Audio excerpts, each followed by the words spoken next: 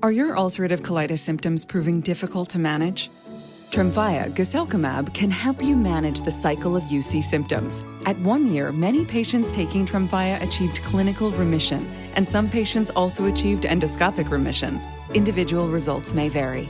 Tremfya is a prescription medicine used to treat adults with moderately to severely active ulcerative colitis. Serious allergic reactions and increased risk of infections may occur. Before treatment, your doctor should check you for infections and TB. Tell your doctor if you have an infection, flu-like symptoms, or if you need a vaccine. Ask your doctor if Tremfya can help you manage the cycle of UC symptoms. Call 1-800-526-7736 to learn more or visit tremfyaradio.com. Honey, do not make plans Saturday, September 13th, okay? Why? What's happening? The Walmart Wellness Event. Flu shots, health screenings, free samples from those brands you like. All that at Walmart. We can just walk right in, no appointment needed. Who knew we could cover our health and wellness needs at Walmart? Check the calendar, Saturday, September 13th. Walmart Wellness Event. You knew. I knew. Check in on your health at the same place you already shop. Visit Walmart Saturday, September 13th for our semi-annual wellness event. Flu shot subject to availability and applicable state law. Age restrictions apply. Free samples while supplies last. To get the Crime Writers on Aftershow right now, go to patreon.com/partnersincrimemedia. I'm Rebecca Lavoie, and this is Crime Writers On.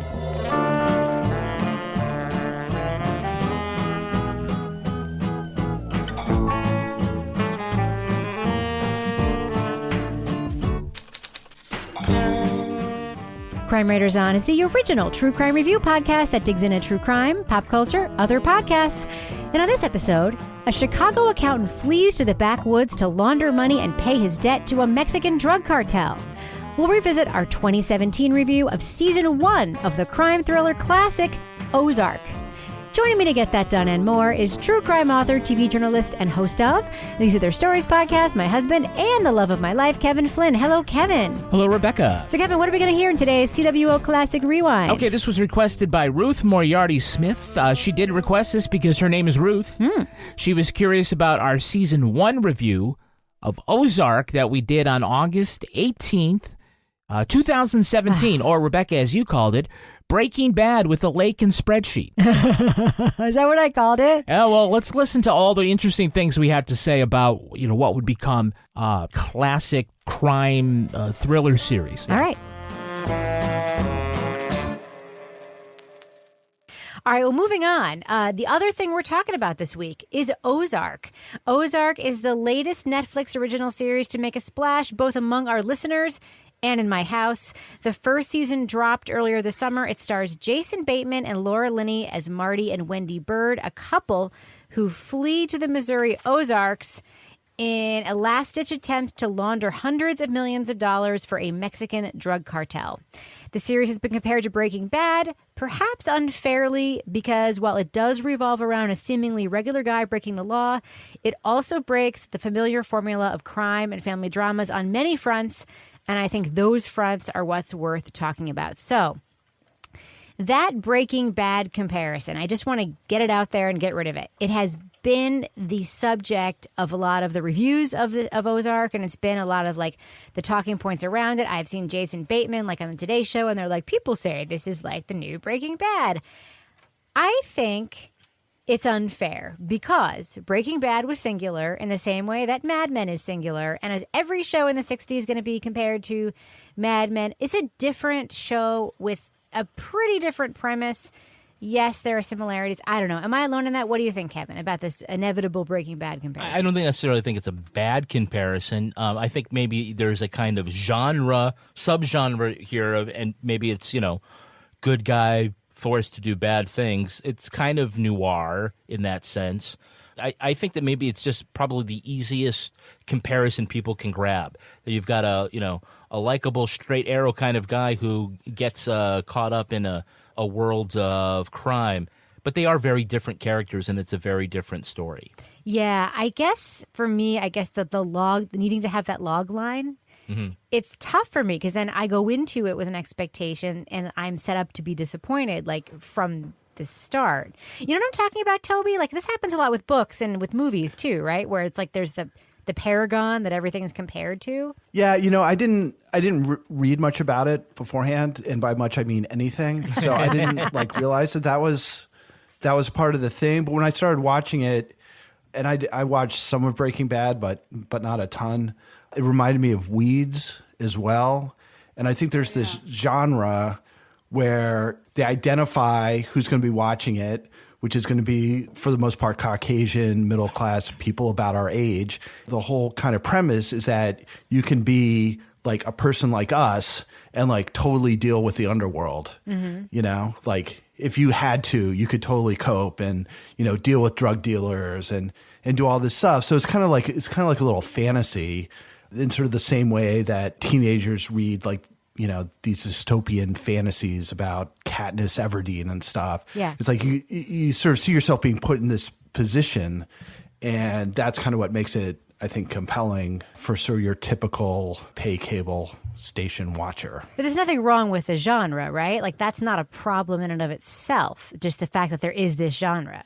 No. I mean, I think the only problem, and I'm going to confess that I have been binging this as fast as I could, but I was on vacation. So in the Ozarks. So I haven't seen the whole thing, but it does, like, one of my criticisms of it would be, like, you kind of feel like you've seen it before in some ways, and maybe there's some crazy twists that happen later, but I wasn't seeing any ground being broke. You know, it was very well acted.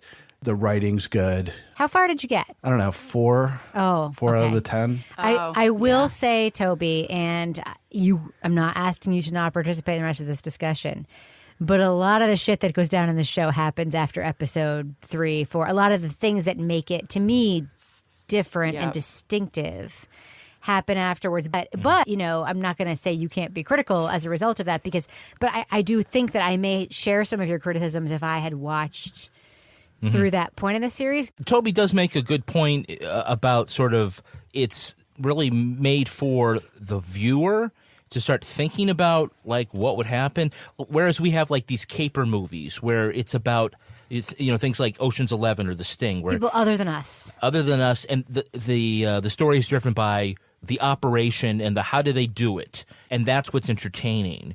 There are, like Breaking Bad and Weeds and Ozark, it's like, okay, you, regular suburban person sitting on your couch, if you were thrust into this situation, how would you survive? What would you do? Could you go and threaten somebody? Could you come up with a plan to launder millions of dollars? You know, those are the things that it has in common. And if it gets you to think about, oh, if I was in that situation, I don't know what I would do. Or maybe I would do this, and you get twisted and turned around again, then that's what makes it entertaining. Now, Laura, there's one thing that I love about this show. I love the cast, first of all. We should just say the cast of this show is it's awesome. Incredible. Jason Bateman, Laura Linney, Ruth, the actress, Julie Garner, who you might know from The Americans, Julia Garner. Incredible, just really well-rounded cast of some unknowns and some known actors. The other thing I love about this show is, to me, the big format breaker is that keeping the money laundering a secret is not part of the tension of this drama. It's like the first or second episode where they tell everybody like what they're doing. The kids know. The mother tells the kids. The people just sort of like spill it all the time. It's just sort of like, yeah, your dad's laundering money for a Mexican drug cartel, you know. And it takes that tension off the table, freeing us to enjoy other tensions. Laura, did you feel the same way as I did, that was format breaking for this? Yeah, and it was interesting how the whole family was brought into it. Like, I love the little boy who's like researching everything on the internet and watching the videos of what the drug cartel does to people. You know, because that could have been a whole thing where it was like the secret, nobody should know, we're going to keep it from the kids, we're going to keep it from the wife. But that opened the door to all these other things, like the really evil people who were raising the poppies up on the mountain. Like, they were just crazy, you know. And then you have the whole clan that's living out on the river being led by Ruth. And so I think, you know, all these sort of side characters became a much, to me, bigger part of the story than the whole money laundering portion of the story.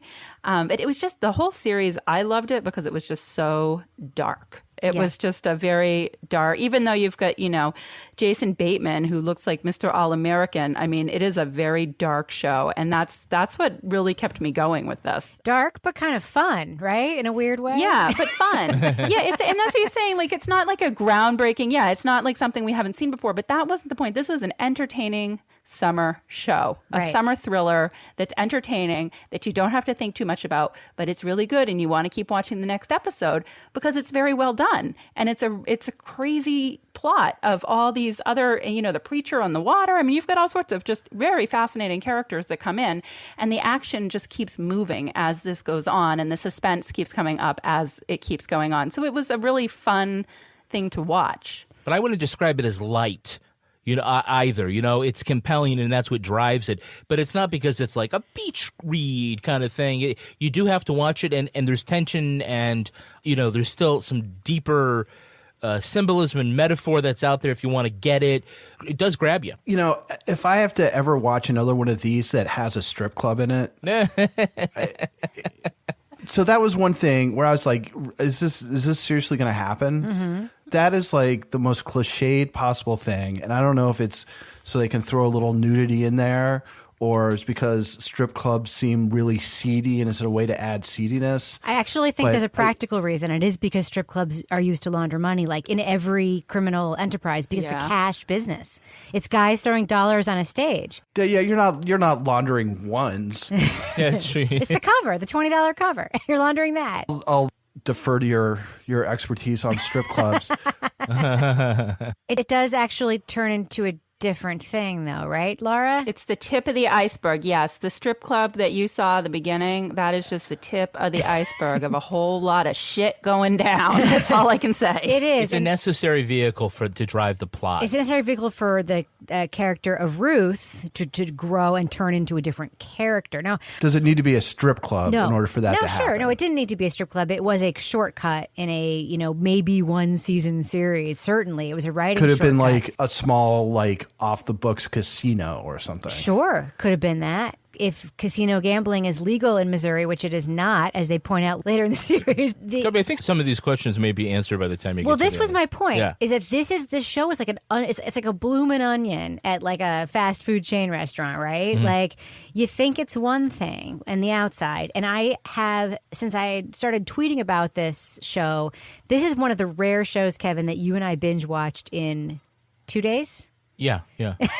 And like we don't do that. Usually like even when we love a show, we'll watch it over a week or whatever. But it was like a Saturday, I wasn't feeling great. We watched the last like 10 episodes, or 8 episodes like in one day. So we got the full package together. And it felt like every episode, and it's rare, got better and better and better and deeper and richer and more interesting in a way that was incredibly surprising. And the cliche stuff at the beginning, like the family packing the car and moving across country and the guy having the breakdown in the woods, like that stuff that we've seen a million times before, you kind of forget it all by the time you get to like episode 6, episode 7.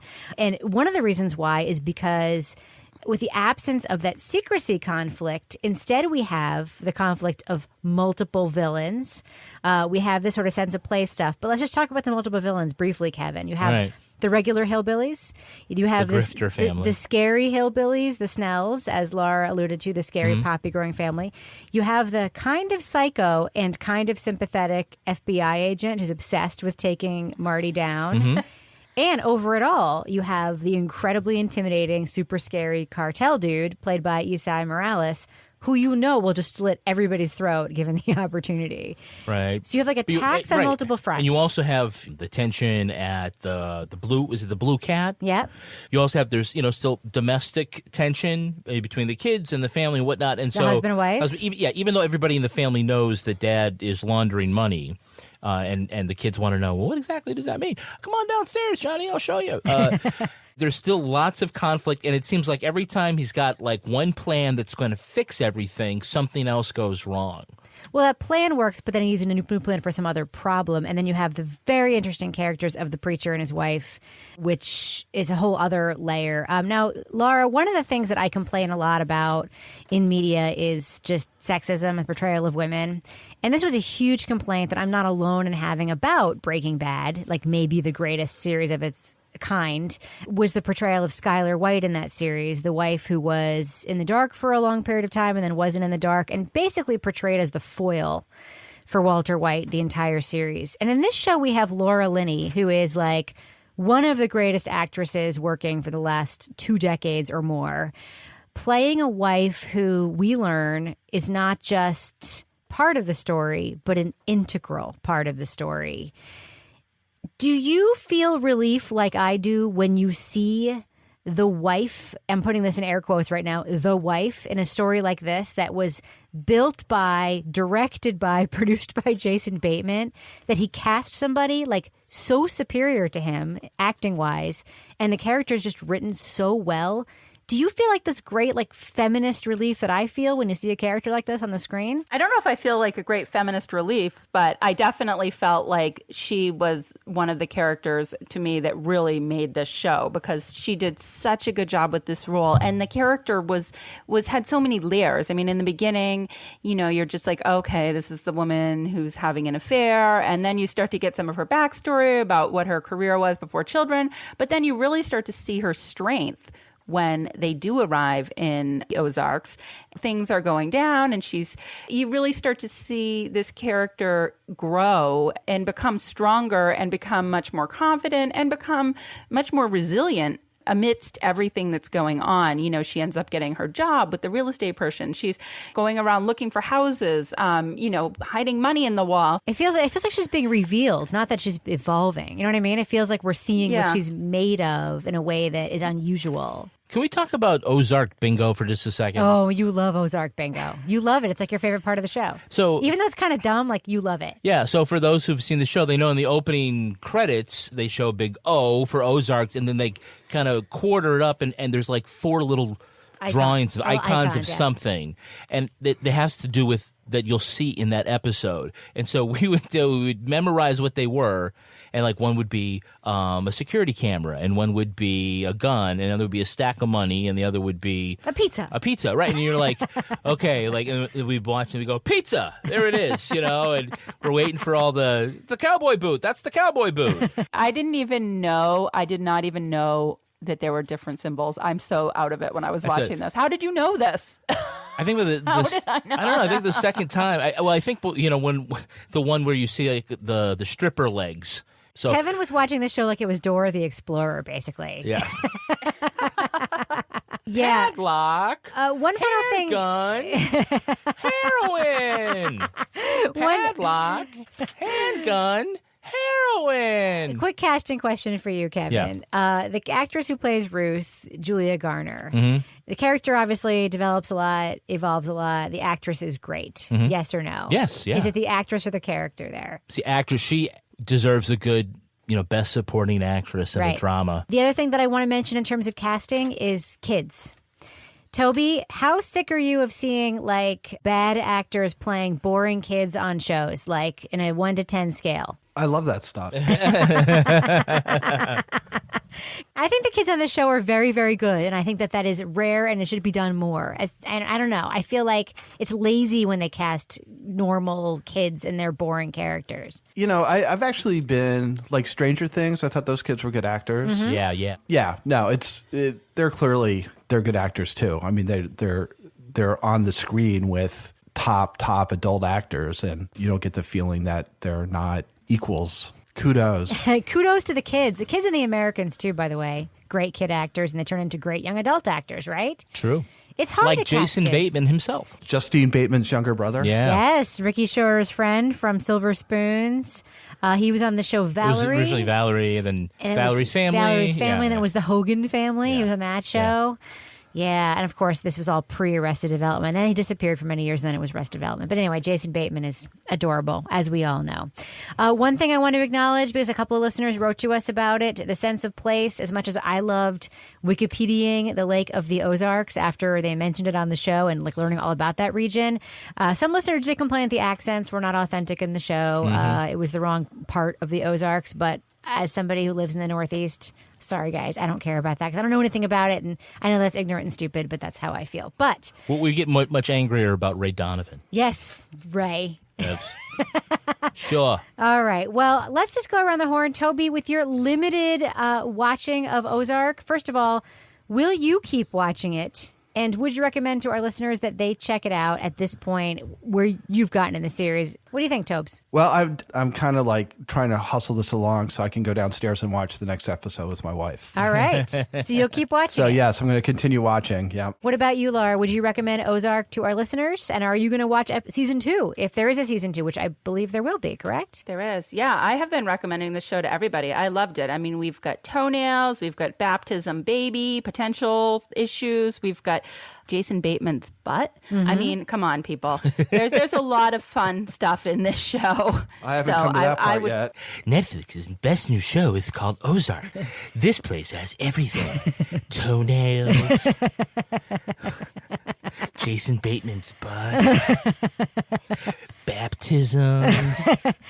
Yeah, I really liked it too. I think that it breaks format enough that it is really satisfying. There's a storyline with a teenage daughter and sex that I loved, and I thought it was done really, really well. That sounds weird. It was just done really well in a way that other shows don't do. So in that way, it's brave. There's a story about religion that's brave and done really, really well. To me, the higher plot points, the money laundering, the villains, are not as important as all of the great things this show does, like the duck treading water under the water. And I highly recommend it for that reason. Swipe those Breaking Bad comparisons right or left, whichever way is the bad one. Yeah. And check out Ozark on Netflix. Kevin, what do you think? Yeah, I'm a thumbs up. I think people should stick with it. I think it's very entertaining. And again, it's another look into sort of the criminal world that you probably don't know an awful lot about. And, for that alone would be entertained. You know, if you really wanted to launder money at the Blue Cat, he could buy all those Brooklinen sheets because the IRS would totally believe that these are $1,000 sheets. Totally. Honey, do not make plans Saturday, September 13th, okay? Why? What's happening? The Walmart Wellness Event. Flu shots, health screenings, free samples from those brands you like. All that at Walmart. We can just walk right in, no appointment needed. Who knew we could cover our health and wellness needs at Walmart? Check the calendar, Saturday, September 13th. Walmart Wellness Event. You knew. I knew.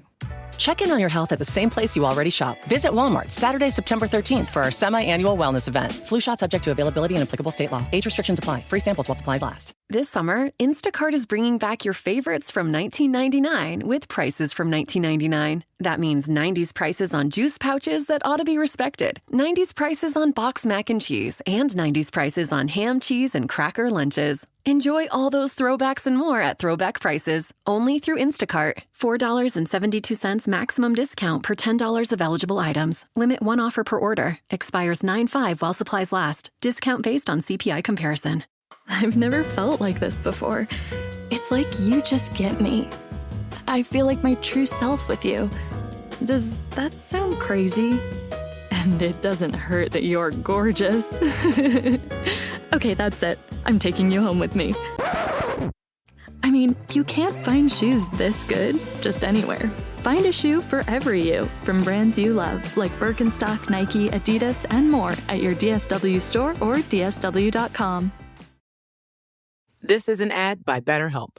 Cold plunges, gratitude journals, screen detoxes. How do you know what actually works? With a 4.9 rating from 1.7 million client reviews, you're in good hands with BetterHelp, where you can talk with real licensed therapists, not AI. Wellness shouldn't be overwhelming, and therapists can help figure out what's best for you. And yeah, it might involve a screen detox. Visit BetterHelp.com for 10% off your first month. That's BetterHelp.com.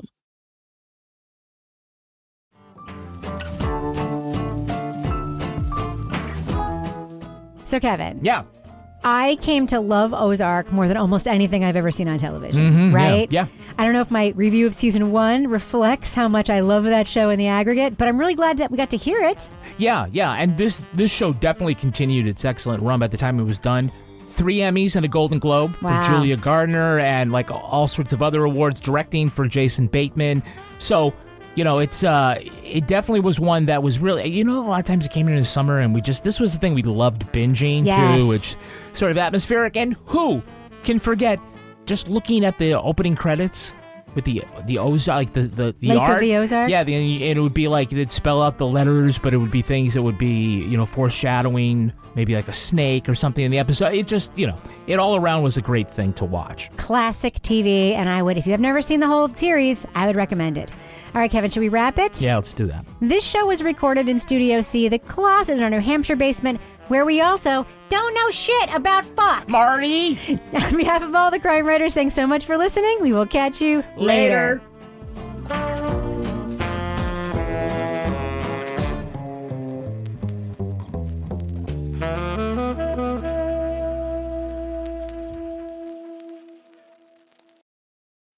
Partners in Crime Media. What does possibility mean to you? That's a hard question. Something that you can strive for. That I'm able to do anything I set my mind to. You're confident in yourself and you believe in yourself. Stuff that you could achieve. I feel excited. Anything is possible when you're more confident. Shoes are a huge part of that. They are the most important part of my style. You can express yourself. In the right shoes, anything is possible. DSW, countless shoes at brag-worthy prices. Imagine the possibilities.